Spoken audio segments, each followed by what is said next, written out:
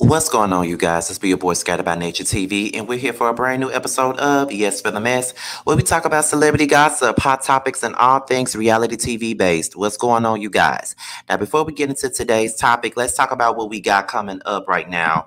As you guys already know, the Boss Babe Awards is on April the 30th, 2023, and I'm nominated for Boss Babe YouTuber of the Year and Boss Babe Podcast of the Year alongside Jamar84 for the Prelude. Be sure to vote for me in both categories and support both me and Jamar as well. The link to the polls for Boss Babe Awards will be in the description box right up under my social media handles. So make sure you go down there and vote for us. The polls are open all the way up until March the 1st. So make sure you get your votes in right about now. All right. So with that being said, that's about it for what we got going on this week. And let's get into today's mess. Now, Candiace Dillard did an interview. I don't know this guy's name. He's a handsome guy. I think his name is Archie or something like that. She did an interview with him, and she basically talked about where she stands with the RHOP cast. She touched on colorism, and not only did she touch on those things as well, but she talked about Monique too. So what we're going to do right now is we're going to go ahead and get into the first thing, and that is where she stands with the ladies of RHOP. So let's listen in on what she had to say. Let's check that out, y'all. Who do you not like on the show? Oh God. I mean, it's obviously at this point, you know, I'm starting over with everyone. Okay, good. It's like clean. Well, not everyone. Oh, sorry. I'm starting over with most. Okay. Because I was just talking about this with a friend. I'm at a place where it's really hard to know who is genuine, who you can trust, who is not operating from a place of disingenuousness. Mm-hmm. Wendy is my homegirl. I love her. And I believe that she has always been genuine with me. Yeah. So I'm gonna keep Wendy. Okay. I don't know about the rest. Okay. Karen, I love Karen. Mm-hmm. But we've had our moments. I understand. So the rest, bye.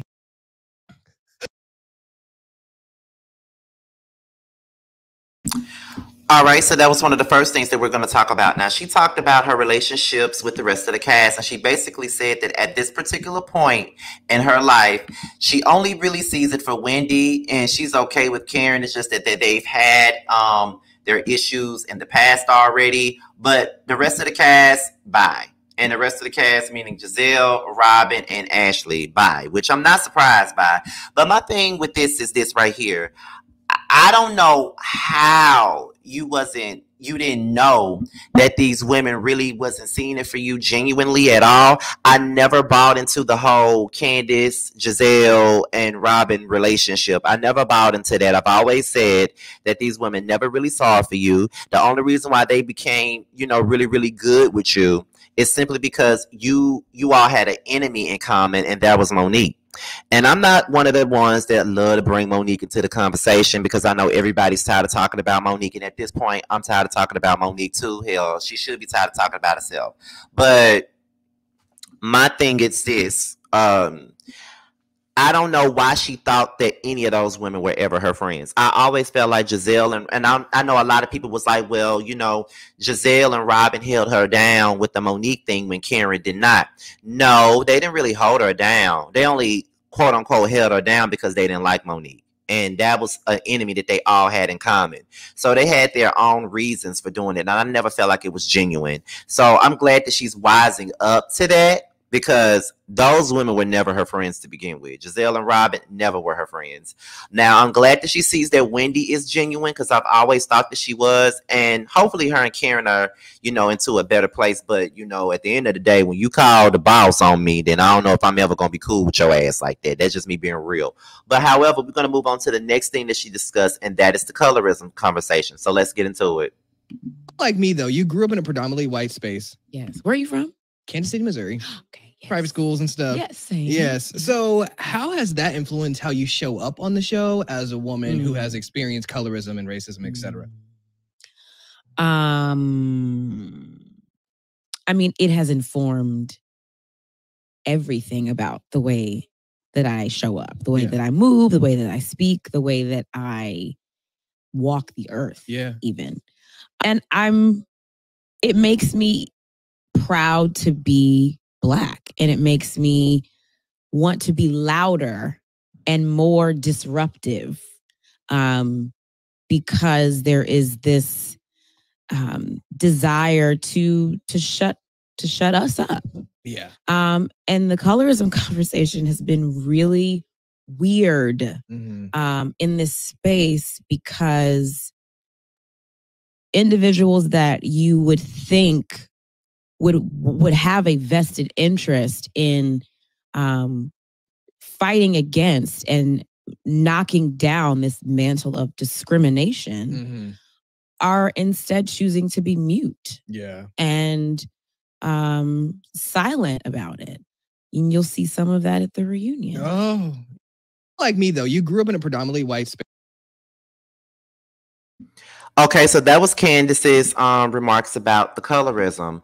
What I don't like about the topic of colorism is that people can easily point out racism. They can easily point it out, but when it comes down to the colorism thing, people don't want to discuss it, and they don't want to acknowledge that colorism is a thing. Now, I'm not one of those people that thinks that every time somebody disagrees with a dark-skinned person, that means they're being colorist. No, that's not what I think. But colorism does exist, and it exists in very subtle ways a lot of the time. So a lot of the times, you probably wouldn't pick up on it. But colorism does, colorism pretty much is there.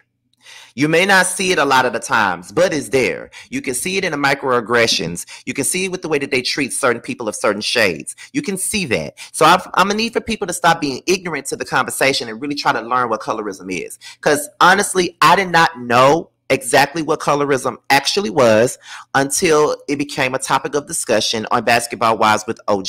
I never once thought about colorism in any sort. I've heard people talk about it, but I never really just dove into it like that. And I'm still learning about colorism. And I do feel like it exists.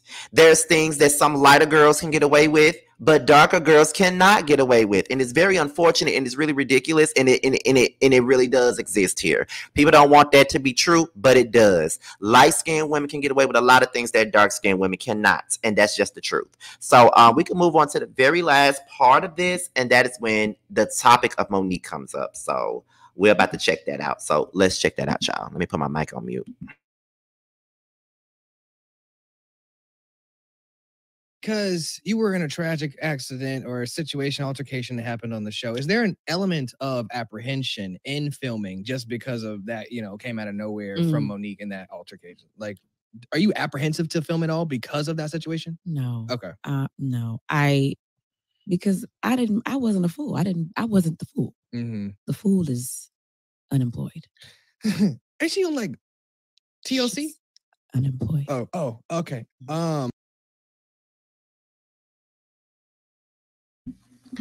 Now, Candiace, I know you don't like Monique, but the girl is unemployed.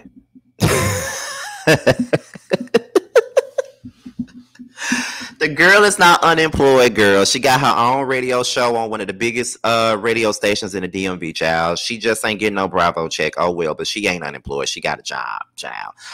You know what?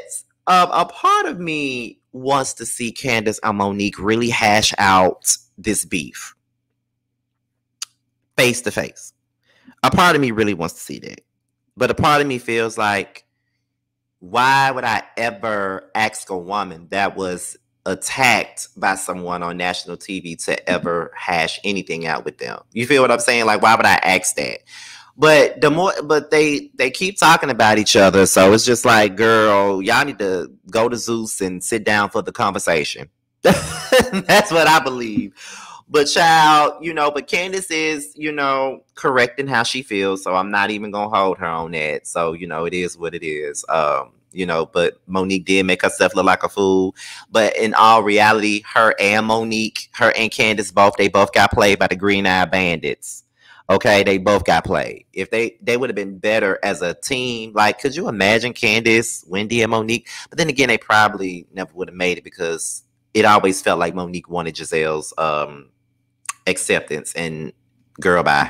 But anyway, that's it for today's Yes for the Mess. Be sure to like, rate, comment, subscribe, and share this video. And also click on the notification bell so you can be notified whenever a video drops. If you want to follow me on any form of social media, my Twitter, my Instagram, and my TikTok will be down below in the description box. And underneath my social media handles, the link for the Boss Babe Award poll will be right there at the bottom. With that being said, you guys, your boy is up out of here. Until my next video, I will talk to you guys a little bit later. Rest in peace, Danita. Holla at y'all later. Bye. What's up, guys? It's your boy Tramel. I just wanted to say that I have a new project that's out. It's called Mixed Feelings. It's on all streaming platforms. I would hope that you would go and check it out. It's a really good feel of an album. It's got everything you need and more. It's got R&B, it's got a little bit of pop, it's got a little bit of hip hop. It's everything that you need and more. It's out all streaming platforms, like I said. Please check me out, and you can also follow me at IAM_Tramel. That's IAM_TRAMEL. Check me out. I hope to hear from you.